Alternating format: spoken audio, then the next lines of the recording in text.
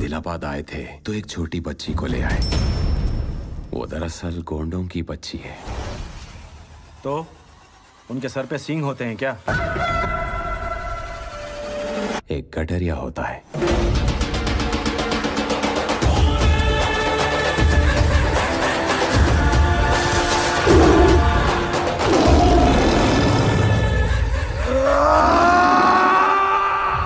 शेर को पकड़ने के लिए शिकारी चाहिए।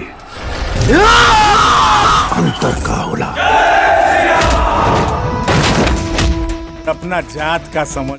तो जी हाँ गाइज, जो आपने ट्रेलर अभी अभी स्क्रीन पे देखा है वो कोई आम ट्रेलर नहीं है। जी हाँ गाइज, जो इतनी बड़ी मूवी का रीमेक होगा कि आप अंदाज़ा भी नहीं लगा सकते। सबसे पहले आपको बात करते हैं कि आखिर साउथ इंडस्ट्री हमसे आगे क्यों है, जबकि उसके पॉपुलेशन हमारे आधे से आधे भी नहीं है। जी हाँ गाइज, भोजपुरी के जितने सुनने वाले हैं लगभग पूरा इंडिया पकड़ लीजिए। जी हाँ गाइज, पूरे इंडिया में भोजपुरी को सुना जाता है, लेकिन फिर भी कोई भोजपुरी सुनने के लिए एक्साइटेड क्यों नहीं है?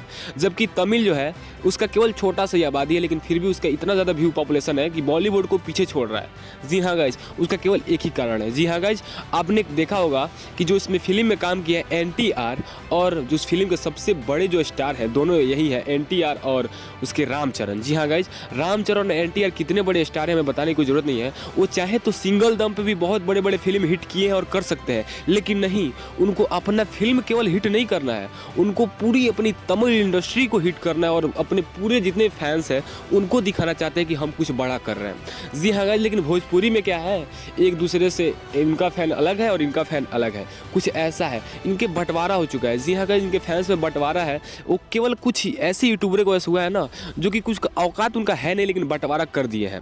जी हाँ गाइज, ऐसे ऐसे हेड कमेंट डालते हैं, ऐसे ऐसे हेड वीडियो डालते हैं कि दोनों के फैंस बढ़ चुके हैं और ये दोनों एक साथ काम भी नहीं करते हैं। जब ये दोनों एक साथ काम कर लेंगे तो भाई साहब अंदाज़ा लगा लो, कोई बॉलीवुड का प्रोजेक्ट भी इनको पछाड़ नहीं सकता है।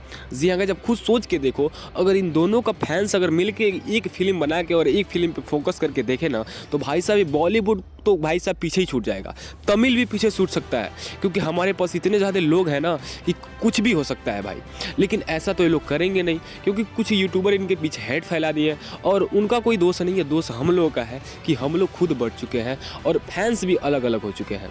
उनका फैंस है, इनका फैंस है। ऐसा नहीं होना चाहिए। अगर ऐसा होता है ना तो भाई साहब भोजपुरी इंडस्ट्री कभी भी उस लेवल पर नहीं जा पाएगी जिस लेवल का आपने वीडियो देखा है।